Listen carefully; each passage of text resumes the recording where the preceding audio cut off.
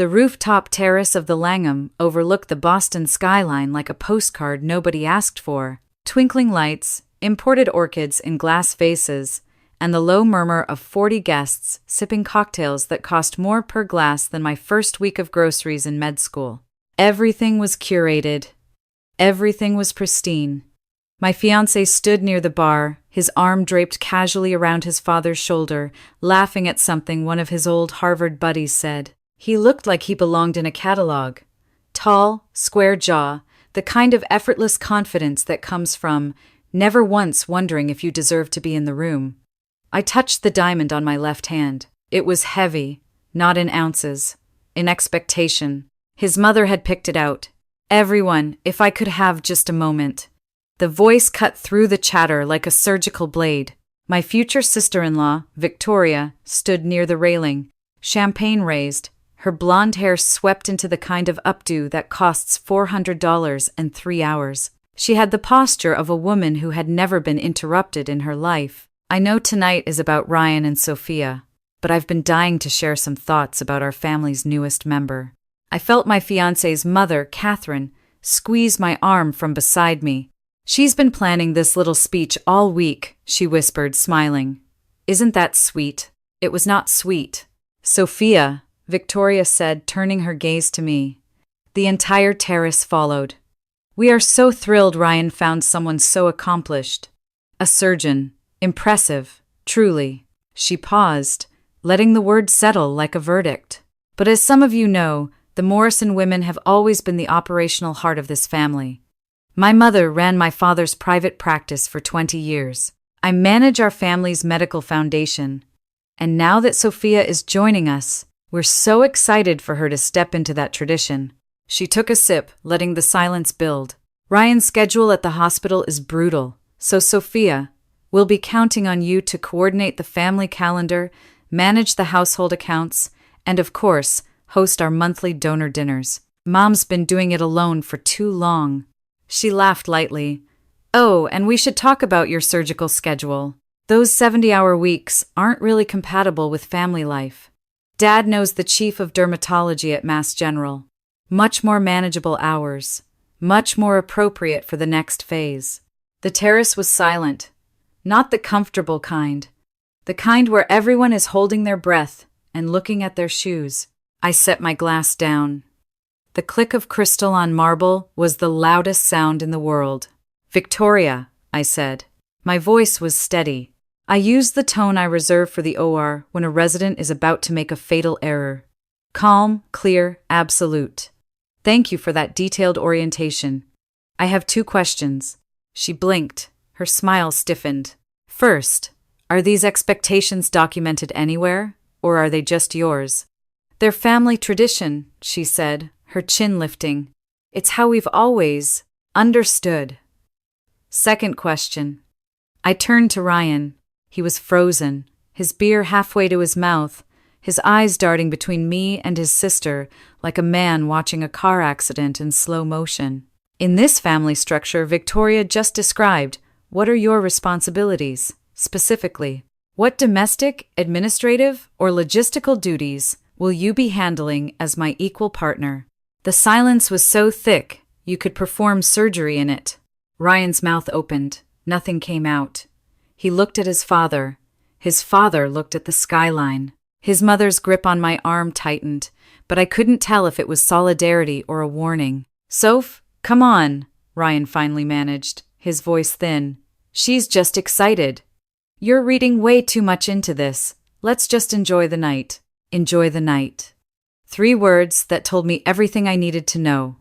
My public humiliation was a misunderstanding. My reaction was the problem. My questions were the disruption, not his sister's manifesto. I picked up my clutch. I think I've enjoyed all of this I said to the terrace. Please, everyone, keep celebrating. The drinks are excellent. I walked to the elevator. My heels made a rhythm on the stone that felt like a countdown. Behind me, I heard Ryan calling my name. Victoria's voice, sharp and offended. Catherine saying something soothing to no one in particular. The elevator doors closed, and the noise cut off like a switch. The lobby was cool and empty. I hailed a cab and gave the driver my address. My phone buzzed before we hit the first light. Ryan. I silenced it.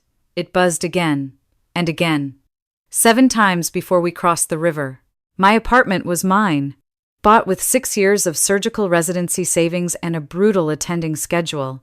No one had helped me with the down payment. No one had co-signed. It was the one thing in my life that was completely, unambiguously mine. Or so I thought. I changed out of the green silk dress Catherine had suggested and put on an old sweatshirt from my residency program. My phone screen was a cascade of messages. Ryan, 9:51 p.m. Where did you go? You embarrassed my entire family. Ryan, 9:54 p.m. Call me. Victoria feels terrible. Ryan, 9:58 p.m. This is so dramatic. Just come back. Ryan, 10:03 p.m. You know how she is. She didn't mean it like that. Then a new one. Not from Ryan. Catherine Morrison, 10:12 p.m.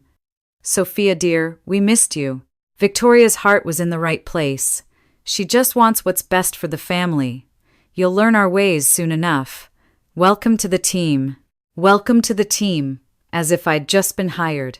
As if my surgical career, my independence, my entire identity was a rough draft that needed editing by the Morrison family. I didn't reply. I opened my laptop and pulled up our joint banking portal. Ryan and I had opened a shared account 6 months ago for wedding expenses. Equal monthly deposits. Fair, modern, transparent. I scrolled through the transactions. Catering deposits, florist, venue.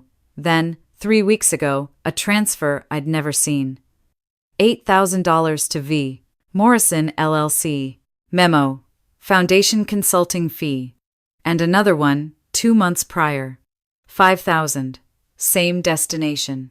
$13,000 from our wedding fund to his sister's company. He'd never mentioned it. I called the one person I trusted more than anyone.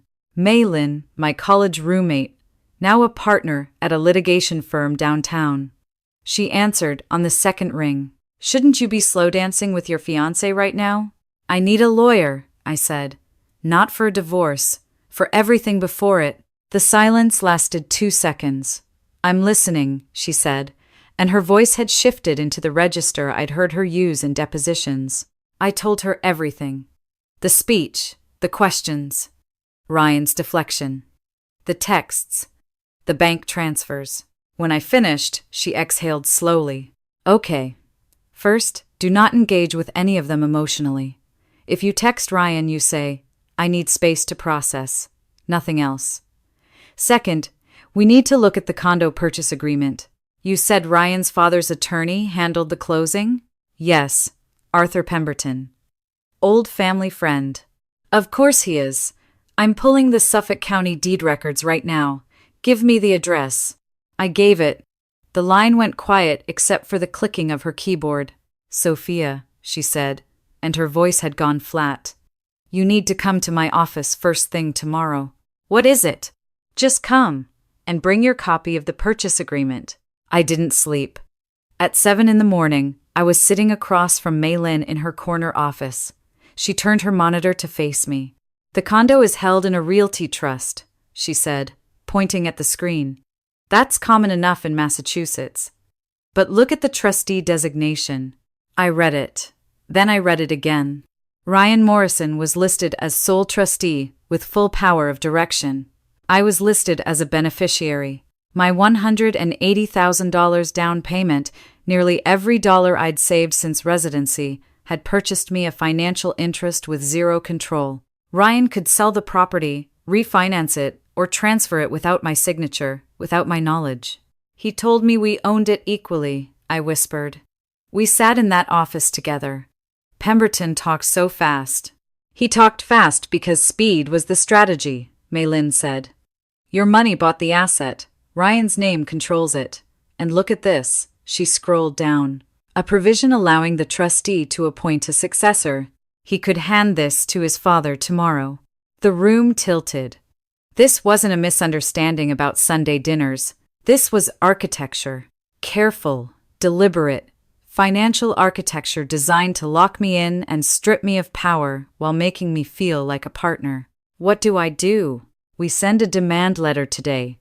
To Ryan, to Pemberton, and to the title company. We cite fraud in the inducement. Your disproportionate capital contribution versus your lack of any control. We demand immediate restructuring of the trust with you as co-trustee, or we file suit. And we freeze that joint account now.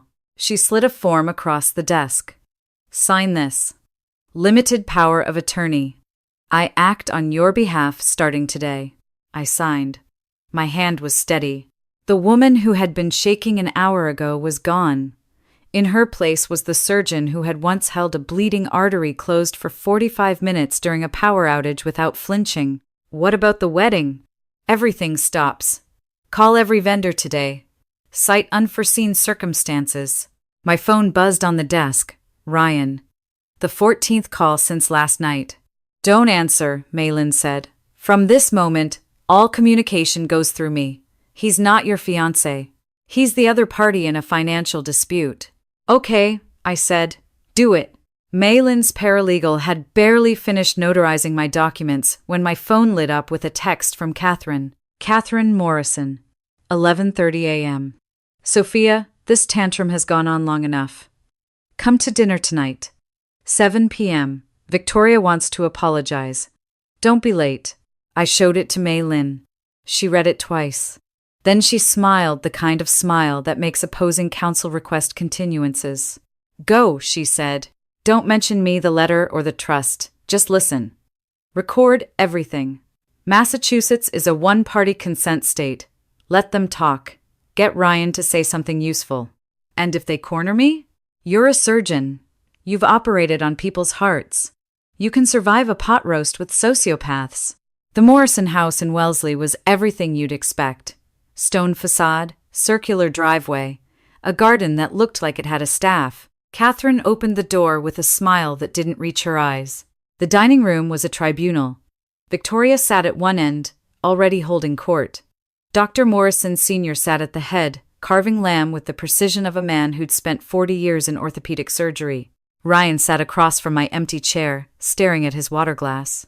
My phone was recording in my coat pocket before I sat down. Victoria launched immediately. Sophia, I think we got off on the wrong foot. What I said last night came from a place of love. The Morrison women have always been the backbone, the operational heart, I corrected gently. You said operational heart last night. She flushed. The point is, these aren't burdens, they're privileges. My mother, Catherine, I said, turning to her. When you managed Dr. Morrison's practice for 20 years, were you compensated? The table went rigid. Catherine's fork stopped. Dr. Morrison looked up from the lamb. I was supporting my husband, Catherine said carefully. That was my compensation. I see. And Ryan, when we move into the condo, the one I put $180,000 toward, will you be managing any of the household responsibilities Victoria outlined? The accounts? The calendar? The donor dinners? Ryan's jaw tightened. Can we not do this here? I'm genuinely curious. Victoria gave a very detailed job description for me. I'm just trying to understand the org chart. Your attitude, Doctor, Morrison said. His voice a low, authoritative rumble, is precisely the kind of disruption this family doesn't need. The condo was structured to protect everyone. Arthur handled it professionally. The trust structure, I said softly. The one where Ryan is sole trustee and I have no control over the property I funded. Dead silence. Ryan went white. Victoria's confusion was genuine. She clearly hadn't known the details. Dr. Morrison set down the carving knife with deliberate care. That arrangement, Dr. Morrison said, was standard asset protection. Protection of whose assets? Because mine seemed to be the only ones at risk. You're twisting this, Ryan burst out. The lawyer said it was for liability purposes. To protect your investment if something happened to me. If something happened to you, the trustee controls the property. The trustee is you. If you died, the successor trustee is your father. At no point in any scenario do I control the asset I paid for. How exactly does that protect me? Nobody answered. I stood up. The engagement is off. My lawyer will be in contact tomorrow. Ryan, you'll want to call Arthur. And Dr. Morrison, you might want to review what your old friend filed, because from where I'm standing, it looks a lot like fraud. I walked out. No tears, no trembling. The cold November air hit my face, and I breathed it in like oxygen after a long surgery. In my car, I checked my phone. A text from Malin. Check the Suffolk County Recorder. New filing.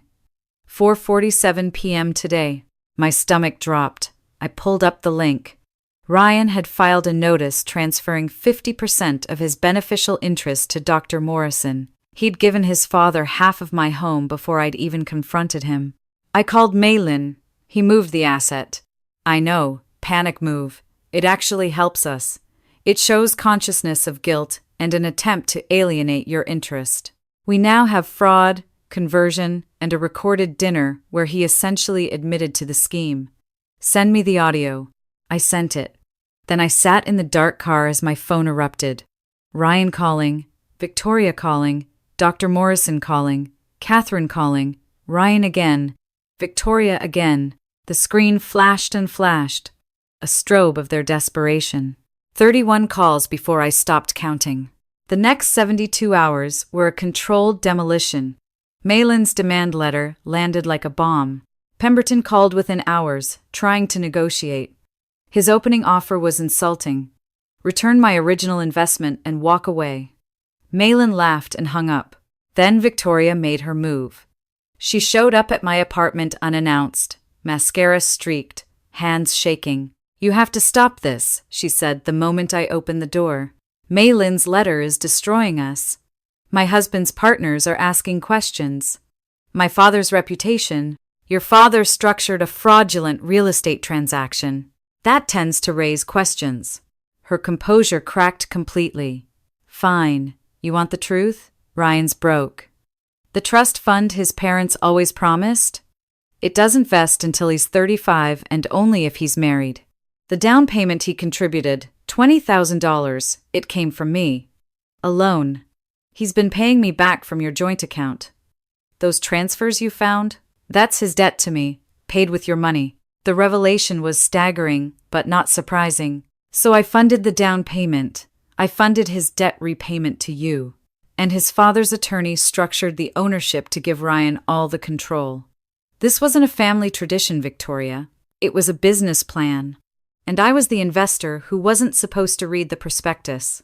She took a step closer, her voice dropping. I know about your breakdown. After your parents died, the hospitalization, Ryan told me everything.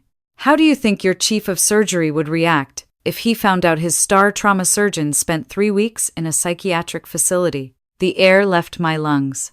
My deepest secret, the thing I'd shared with Ryan in the sacred dark of our bedroom, weaponized and aimed at my career.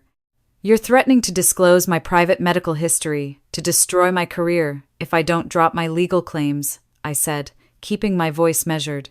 I'm expressing concern for a clearly unstable woman making reckless accusations. My phone was recording. It had been since I opened the door. Victoria, I've spent the last 3 days reviewing every public filing connected to your family foundation. The Morrison Medical Foundation received $2.3 million in donations last year. Your salary as director is $340,000, but the foundation's actual charitable disbursements were under $200,000. That's a compliance ratio that would make the Massachusetts Attorney General very curious.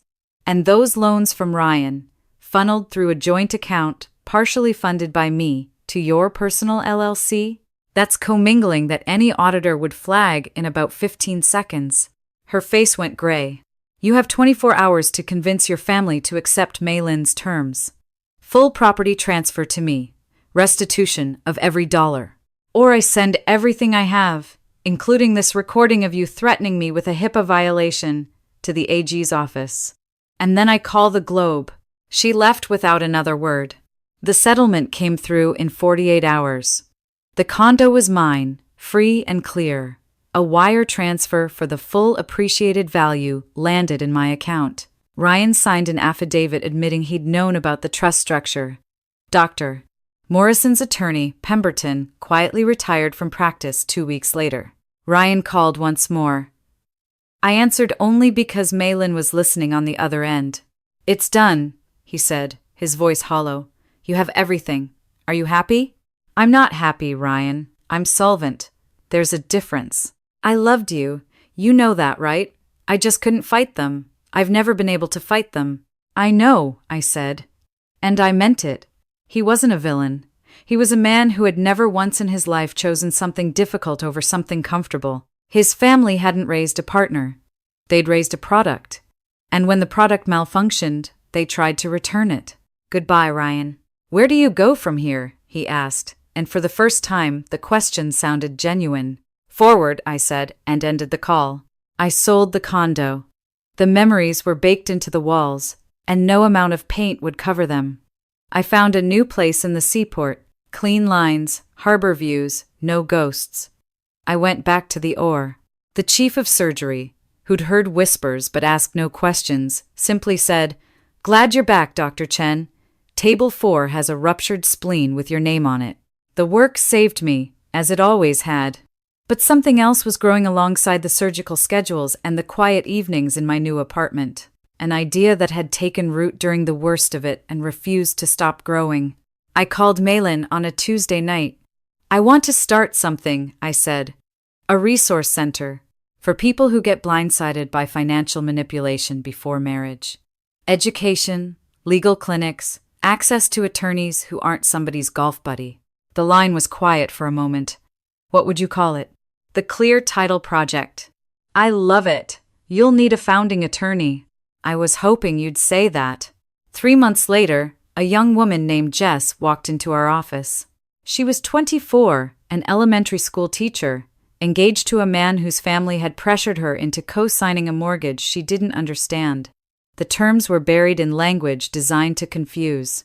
Her fiancé's father was a real estate developer. The pattern was identical to mine, just with smaller numbers, and a woman with fewer resources to fight back. I sat with her for 2 hours. I explained what a realty trust was, what co-trustee meant, what questions to ask before signing anything. I watched the fog of confusion lift from her face, replaced by something fierce and clear. No one ever explained any of this to me, she said. That's the point, I said. The system works because no one explains it. We're going to change that. She left with a folder of resources, a consultation scheduled with Malin, and something she hadn't walked in with. The knowledge that her confusion wasn't stupidity. It was by design. That night, I sat on my balcony overlooking the harbor. The city hummed below me, full of lives being negotiated and compromised and fought for. My phone buzzed. A text from a colleague at the hospital, a structural engineer named Daniel, who'd been volunteering at our legal clinics, helping explain property documents in plain language. Daniel, just saw the Globe piece about the Clear Title Project. You're amazing. Also, I found a really good ramen place in Chinatown. Interested? I smiled. It was a simple question. No agenda, no subtext, no family committee review. I'd like that, I typed back. I looked out at the water. The engagement ring was gone, sold months ago. The proceeds donated to the project. My finger was bare, and for the first time in a long time, that lightness didn't feel like something missing. It felt like freedom. The past was a closed case. The future was a blank blueprint, and I was the one holding the pen. No one else would draft my life. No one else would designate the trustee of my happiness. That authority was mine, and I was never, ever giving it away again.